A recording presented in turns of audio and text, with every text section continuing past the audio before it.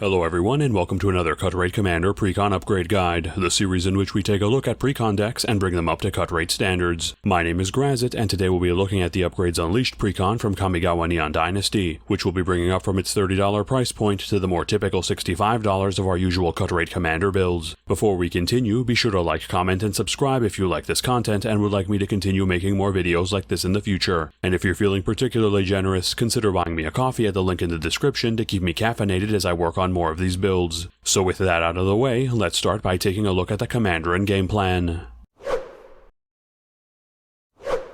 The face commander of the Upgrades Unleashed Precon is Chishiro the Shattered Blade, a 4/4 Snake Samurai that costs 2, a red and a green with the following abilities. Whenever an aura or equipment enters the battlefield under your control, create a 2/2 red spirit creature token with Menace. At the beginning of your end step, put a +1/+1 counter on each modified creature you control. As we can see, Chishiro is sporting a mid-size CMC, a typical stat block for the cost, and a pair of abilities that benefit us from playing auras and equipment to create additional board presence, while growing those forces and himself over time by loading them up with auras, equipment, and even +1/+1 counters. Looking more in depth into his first ability, it effectively makes our board state grow for free as we load up our commander and other creatures with beneficial auras and equipment, allowing our boards to go wide with token bodies as our primary creatures grow tall, providing us with plenty of blockers to screen attacks for us, or offensive forces to take the fight to our opponents as bears with evasion that our colors and commander can make bigger with ease. Speaking of which, our commander's secondary ability enables us to make our modified creatures grow stronger over time, making every single creature we summon or create into a potent ever-growing threat if we're able to get a single +1/+1 counter on it or enchant it or equip it for even a single turn, ensuring that none of our creatures can be ignored once modified so long as our commander sticks around.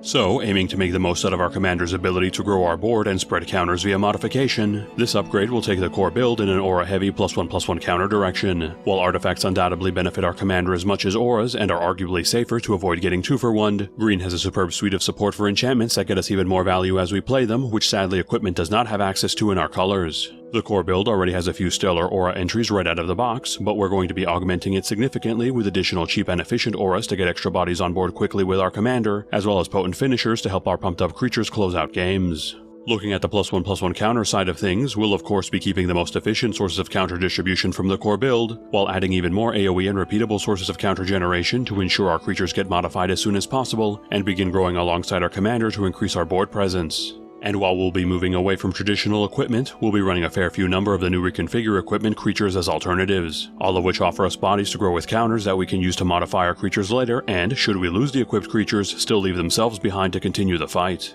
So let our enemies come, as Chishiro and the proud warriors who stand beside him will not falter. While there was a time where his spirit and blade were broken due to the loss of those closest to him, his blade and spirit are whole once more, allowing the powerful magics of the kami to flow through him and those who fight by his side, empowering them to new heights of heroism as they protect the people of Kamigawa. So now that we have a better understanding of the commander and the game plan, let's take a look at the cards we'll be keeping from the base build of the Precon.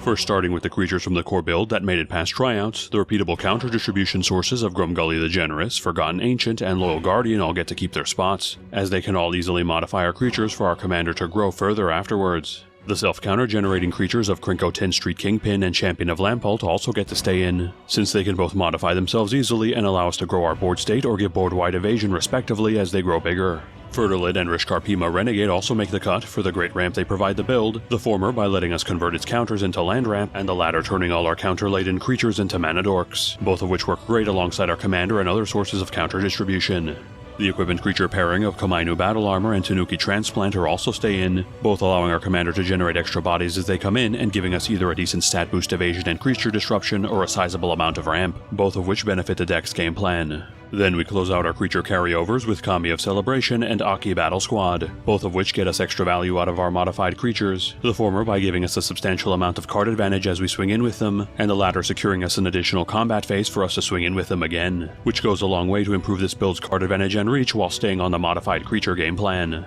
Moving on to the instance that made the grade, the powerful removal spells of Beast Within and Chaos Warp of course get to keep their slots, since they both provide the build with efficient means to deal with any type of permanent threats our opponents can throw our way. Starstorm also makes it in, as it gives us a solid instant speed scalable wipe that our pumped up creatures should be able to live through with no issue, while also giving us the option to cantrip it away if we need to dig for more resources instead. Then we close out our core build instance with Silk Guard, which not only modifies our creatures with +1/+1 counters at flash speed, but can also give our modified creatures and the cards that modify them protection from targeted removal for only a single mana, making it a solid form of instant speed modification as well as protection. Looking at our sorcery holdovers, both Rampant Growth and Kodama's Reach of course keep their spots, as they're both excellent forms of land-based ramp to help grow our mana base. Shamanic Revelation and Rishkar's Expertise also make the cut, each providing us with potent forms of card advantage that either take advantage of our wide boards or pumped creatures respectively to keep our hands overflowing with cards. Decimate stays in as well, as its 4-for-1 removal is too good a rate to pass up despite it being cast at sorcery speed.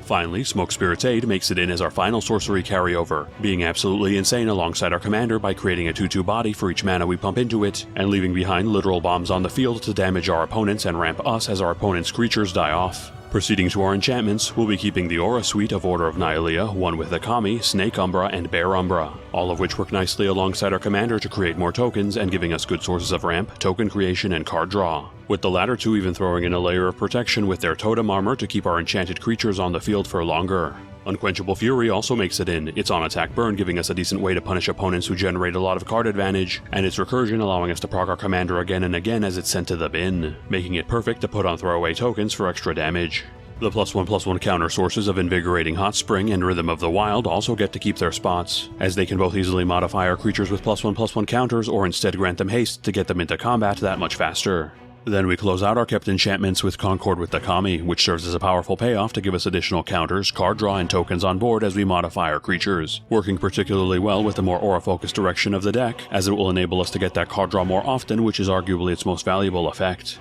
Now taking a look at our kept artifacts, the Rock's Soul Ring and Arcane Signet both stay in as they're both very decent sources of ramp that help grow our mana base very quickly, especially in the early game. Then quickly running down the two pieces of equipment we'll be holding on to, Swiftfoot Boots makes for a cheap and effective source of targeted removal, protection, and haste enabling, while Mage Slayer keeps its spot by effectively doubling the equipped creature's damage output as it swings in to greatly increase our build's reach. Moving on to the lands we'll be keeping from the core build, we'll be holding on to the mana lands of Command Tower, Cinderglade, Game Trail, Mossfire Valley, Temple of Abandon, and Raging Ravine to help us reliably generate both our colors, or Reef the Vastwood to serve as a cheap and repeatable source of counter generation from the land slot, and finally 10 mountains and 13 forests as our basics to wrap up our land base. That leaves us with a final tally of 64 cards including basic lands we'll be keeping from the base build, leaving us with 36 cards to replace. But before we move on to the upgrades, let's briefly go over some of the core cards we'll be swapping out and why.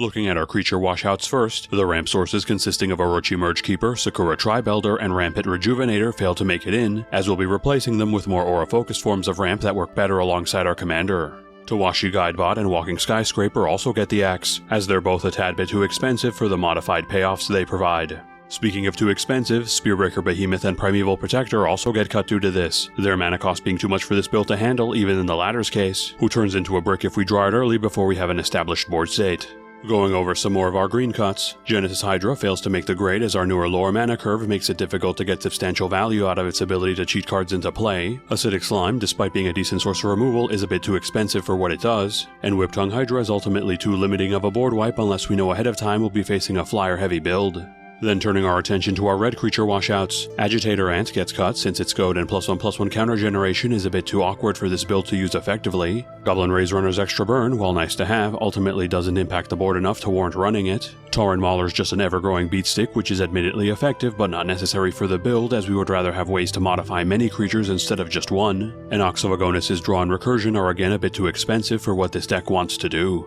Finally closing out our creatures with our legendary exclusions, Ulash the Hateseed's effects are quite lackluster for the cost and ultimately makes it not worth running. Kaima the Fractured Calm will find a better home in a different type of aura build focused more around goading creatures and gaining benefits from it instead of this build. And Kosai Pentient Warlord again belongs in his own build that has a more balanced number of equipment counters and auras, as this build lacks the number of equipment to get him online reliably. Then looking at our instant cuts, Hunter's Insight is the only one that fails to make the grade, as despite it being a solid source of draw, we'll have more than enough repeatable sources of card advantage in the final build that are not quite so vulnerable to instant speed removal. Moving on to our sorcery swaps, Chain Reaction gets the axe, as we'll be putting in some better scalable wipes that our creatures will have a greater chance of surviving. Vastwood Surge's ramp and counter distribution effect are a tad bit too expensive for what this deck wants to run. Soul's Majesty has the same issue as Hunter's Insight, but is even more vulnerable for us getting 2 for 1 since it's at sorcery speed. And finally, Collision of the Realms is far too random for this build to use effectively with its mass polymorph style effect. Proceeding to our enchantments, the red aura duo of Shifting Shadow and Elemental Mastery both fail to make it in, the former for being far too random for this build to use efficiently, and the latter's token production, while nice, ultimately isn't as good as just swinging in with our modified creatures. Then looking at the artifacts that got the axe, Bone Horde, Blackblade Reforged, and Fire Shrieker all get swapped out for auras to better synergize with the upgraded build's more aura-focused game plan. Finally reaching our land cuts, Gruul Turf, Exotic Orchard, and Opal Palace will all be getting swapped out for some better mana and utility lands respectively, as does our second copy of Mossfire Valley to make our deck actually legal in our format. Then we end our cuts by removing 2 mountains and 1 forest to better fit with our new more aggressive mana curve. So now that we've covered all the cuts we're going to be making from the core build, let's look at the cards that are going to be replacing them in the upgrades.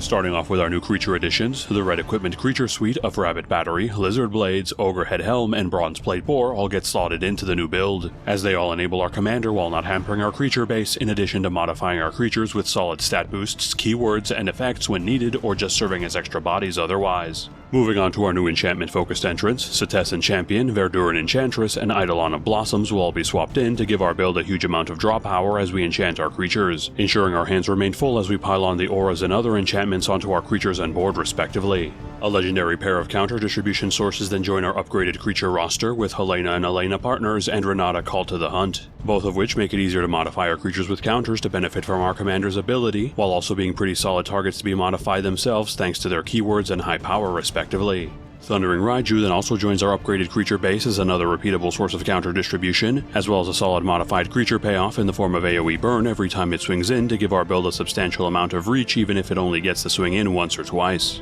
Finally, Kodam of the West Tree slots in as our last creature upgrade. Its AoE trample granting ability to our modified creatures, ensuring they can put their increased bulk to use more efficiently, and the land-based ramp it provides, giving us huge spikes to our mana base with every swing of our modified creatures to give us even more value. Moving on to our instant additions, we have a pair of them joining us, the first being Inspiring Call, which serves as both a means to protect our modified creatures from destruction while simultaneously filling our hands in the process, and the second being Cloth's Will, which can either serve as a scalable board wipe or multi-back row disruption source, often being both if we can keep our commander alive. Enchantment upgrades are then up next, whose numbers have been beefed up significantly to better fit with the deck's new aura-focused game plan. Several auras that we can recur on command have been added in, such as Crown of Flames and Whip Silk, both of which allow us to trigger our commander's token creation and modify non-modified creatures for a turn, so they can be properly modified by our commander before bouncing to new targets, in addition to some slower means of self-recursion in the form of Mark of Fury, Rancor, and Talons of the Wildwood, giving us a cheap suite of recurable auras that we can use to trigger our commander and other enchantment payoffs again and again. Auras focused on keeping our commander and other key creatures protected from removal have also been added in, with Alpha Authority, Canopy Cover, and Aspect of the Mongoose all screening our creatures from targeted removal, and giving us extra utility by having the enchanted creature limit blockers or granting it evasion, or just having the aura recur itself to be used again. Then moving away from defensive auras to some more offensive-oriented ones, we've added a number of trample-granting auras to ensure that our modified creatures can more easily get in for damage, with Rune of Might being a cheap form of trample that cantrips to replace itself, Gaia's Embrace providing a substantial stat boost and protection in the form of regeneration, and Runes of the Deus, which provides us with not only trample but also double strike and a decent stat boost to help us close out games quickly if not dealt with. Then we wrap up our creature buffing auras with Ancestral Mask, which serves as a huge payoff for our aura-heavy deck to skyrocket the enchanted creature's stats on established board states, enabling our commander or other buffed-up creatures to 1- to 2-shot our opponents with ease. Moving away from auras that benefit our creatures and to auras that hinder our opponents, Kenrith's Transformation and Lignify have both been added in to serve as very annoying forms of removal, both of which effectively turn our opponent's commanders or other key creatures into paperweights until they can either get them destroyed or remove the aura, which is certainly more difficult for them to do than simply recasting their commander. Then we add some auras that ramp us with Wild Growth and Fertile Ground, both of which allow us to tap our enchanted lands for more mana, while allowing us to stay on the aura game plan to enable our commander and all our newly added enchantment payoffs. Speaking of payoffs, we'll be ending our enchantment upgrades with 2 of them in the form of Enchantress's Presence and Season of Growth, both of which give us even more card advantage as we cast our enchantments and auras respectively to get even more value out of them. Skipping straight to our Lancelot additions, Myriad Landscape, Evolving Wilds, and Terramorphic Expanse all get slotted in as ways to fix our mana base and get basics out of our deck to allow us to more frequently draw into auras and creatures. Tyrite Sanctum is added in to make our commander and other legendaries modified very easily, and later making them very hard to deal with thanks to the indestructible counter it gives them. And finally, Scavenger Grounds is added in to give us an easily accessible form of graveyard hate from the land slot to combat any form of graveyard-focused build we may encounter. So now that we've covered all 36 cards we'll be adding to the build, let's take a look at the breakdown for this Precon upgrade. This deck currently has 23 creatures including the commander, 6 instants, 6 sorceries, 26 enchantments, 4 artifacts, 0 planeswalkers, and 35 lands. Looking at the stats that matter to our game plan, we have 22 auras, 8 cards that care about auras, 20 sources of +1/+1 counters, 5 cards that care about +1/+1 counters, 8 pieces of equipment, 3 cards that care about equipment, and 7 cards that care about modified creatures, leaving us with a substantial amount of auras and other sources of modification to make the most out of our commander's abilities, as well as payoffs for all of them to get us extra value as we use them. For general deck stats, we have 13 ramp sources, 12 card draw sources, 6 targeted removal sources, and 2 board wipes. Our targeted removal being lower than normal in this build as we're more focused on buffing and protecting our modified creatures than removing our opponents, while our ramp, card draw, and board wipes have far more typical ratios. Looking at our mana curve, we have 9 1-drops, 16 2-drops, 22 3-drops, 12 4-drops, 4 5-drops, and 2 6-drops, giving us a fairly aggressive curve that aims to drop our commander as quickly as possible, then loading him up with auras to make him grow tall as he floods the board with tokens, hopefully alongside counter distribution effects to modify those tokens as well, overwhelming our opponents with both a huge modified commander and an army of modified tokens. The final price then comes out to be $65.26 after upgrades. This price does not include tax and assumes the price you paid for the Precon was $30. The price of the cards was calculated by using the cheapest listed marketplace price on TCG Player at the time of this recording. For further upgrades, Utopia Sprawl makes for another fantastic source of aura-based ramp, and Song of the Dryads gives us another aura removal effect that's even more difficult for our opponents to deal with. And finally, Argothian Enchantress serves as another enchantment draw payoff with the added benefit of having built-in protection in the form of Shroud, but also costing more than our entire upgrade budget combined, ensuring we'll need to pay a lot more green than just her mana cost if we want to run her. Thanks everyone for sticking around until the end of the video. Taking a look at the results of last week's poll, it looks like the Reality Chip was able to claim the top spot for our first regular cut rate commander build of the season, so look forward to an all-in value focused build featuring it next week. Moving on to this week's poll, we'll be giving some of the 3-colored commanders of the set their chance to have a build built around them. So this week's entrants will see the return of Hinata Dawncrown for her good showing in last week's poll, Ishin Two Heavens as 1 for some attack trigger doubling shenanigans, and Tatsunari Toad Rider to drain our opponents as we cast our enchantments. Please cast your vote in the community tab, a link in the description, and let me know in the comments who you voted for and which new commanders from Neon Dynasty you're most excited about and want me to build a deck around. Before we close out, again, be sure to like, comment, and subscribe if you haven't done so already, as this channel cannot grow without your support. And if you feel like showing your thanks by keeping me caffeinated while I make these videos, please consider buying me a coffee at the link in the description. And if any of you would like to support the channel in a different way, feel free to check out the other deck techs floating around my head if you'd like to see the latest builds, or click on the link above for a playlist of all the Cut Rate Commander episodes I've made so far. And with that, have a good one folks, and stay safe.